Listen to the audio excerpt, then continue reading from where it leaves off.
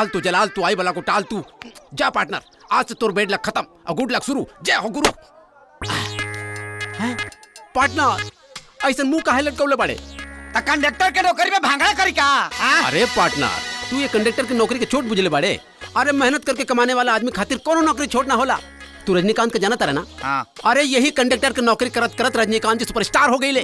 क्या बात करता रही? सही कहा था नहीं पार्टनर? सच में? बिल्कुल। तमहु चलो सुपरस्टार बने। जिंदाबाद जिंदाबाद जिंदाबाद जिंदाबाद। काम करे तू जोड़ी का अच्छा घर धैले बने करके धो दी है। ओके पार्टनर, जिंदाबाद जिंदाबाद। मुजफ्फरपुर चलो हो मतिहारी मतिहारी पिपरा कोठी चलो चलो। अरे राज अरे राज।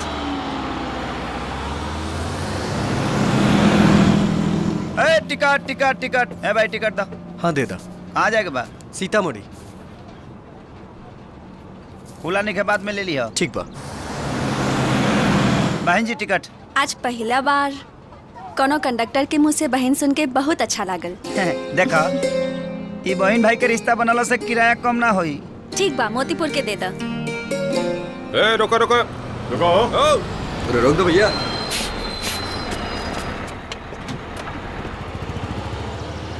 ए हटा सन, तोर बाप के सीट हा। चल चल इधर चल अगर।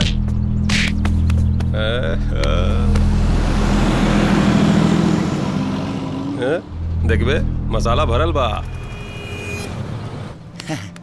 टिकट टिकट दीजिए ना। नया बड़े का? अच्छा तो टिकट से नया पुरान का क्या ताल्लुकात है? टिकट दीजिए ना भैया। ए, टिकट चेक करे के चक्कर में तोर विकेट गिर जाई।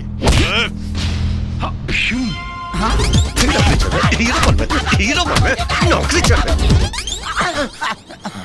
ना ना ठीक है, कोई बात नहीं। ठीक, बैठ जाइए। Ticket ticket ticket ticket. पागल भइल बाड़े का? अरे एक गाल आके रसगुल्ला। अरे माँ बहन नहीं खे का? मार खाइबे तब बुझाई। ए बस रोक।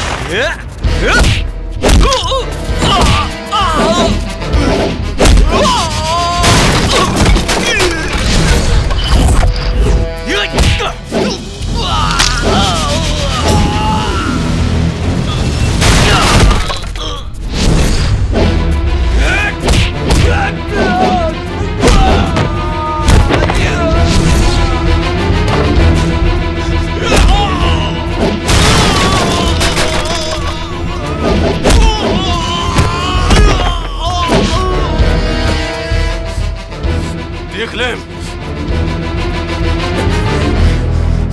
तोर बस नजर आदमी तो देखिए।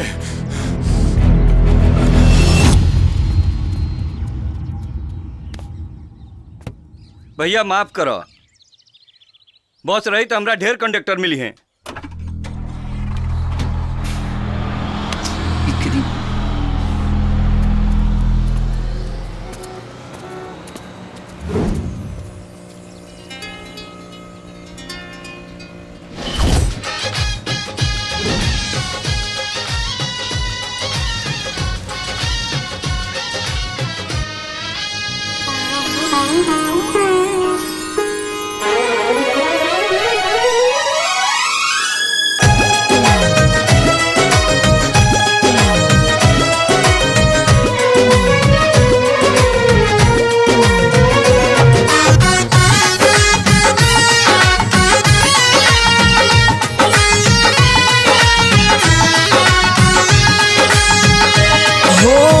जहाँ जहाँ डेगे अपन धरबू सजनिया, भाग खुल जाइयो जमीन के।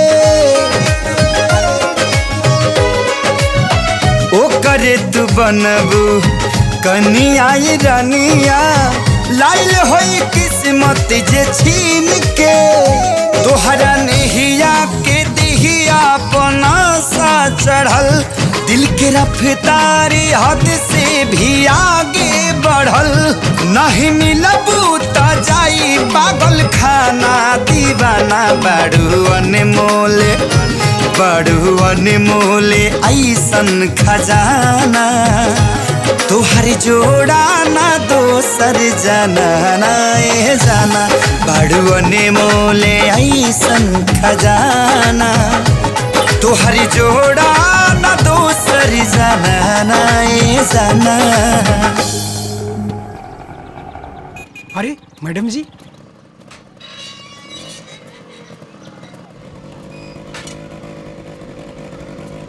अरे रुका रुका रुका रुका रुका, कहाँ?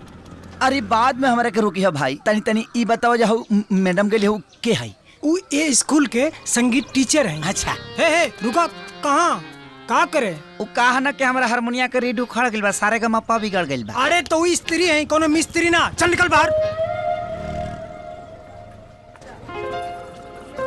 ए तुम लोग क्यों टहल रहे हो? एक बात बताई, क्लास में बोला जीवन भर गाड़े रहब। निकल।